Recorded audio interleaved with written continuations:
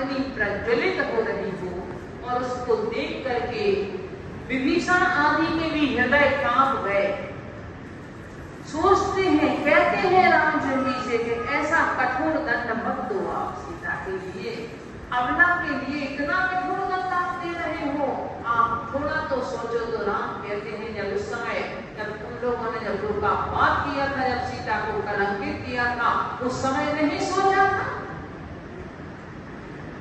कुछ भी हो, सीता के लिए जो दंड मतलब कह दिया वो कह दिया।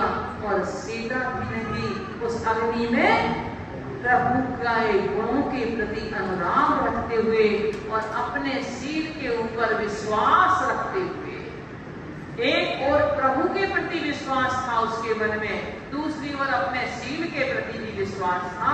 दोनों विश्वासों का जब योग मिला तो वहां देव भी रक्षा करने के लिए आ गए और वह अग्नि को देव में परिवर्तित कर दिया।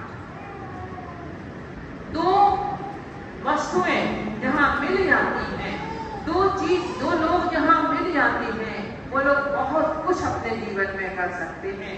ऐसे ही हमारे में आचार्य यही कहते हैं, गुरु भक्ति संयम है। गुरु की भक्ति और संयम का योग जहां मिल जाता है, वहां संसार सागर को यह जीव पार कर देता है। तो इसी भक्ति के प्रसंग में, क्योंकि भक्ति में व्यक्ति किसके प्रति है, जब स्वर और ताल के साथ में भक्ति चलती है तब व्यक्ति का मन उसी में रंग जाता है। फिर यह मन आपका जाप करने में और कहीं जा सकता है, आपका माला फिरने में कहीं जाता है मन, किंतु जिस समय आप स्वर और ताल के साथ भक्ति करते हैं उस समय हमें लगता है कि उस समय शायद एक मन भी वहीं स्थिर हो जाता होगा, वह भी प्रभु के चरणों में समर्पित हो जाता होगा। उस समय आपका ध्यान और कहीं नहीं जाता है।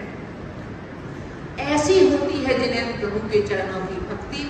हमारे लिए क्या बनना है, जैसे वो मधुकर अर्थात वो भौरा किसके प्रति समर्पित होता है, वह पुष्प के प्रति समर्पित होता है।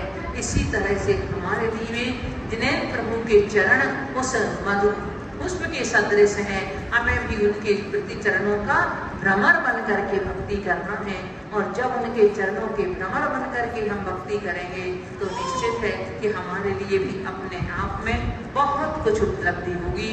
क्योंकि जिन देव दर्शन करने मात्र से निज देव का दर्शन होता है, जिन्हें प्रभु की भक्ति करने से हमें अपने निज गुणों का स्मरण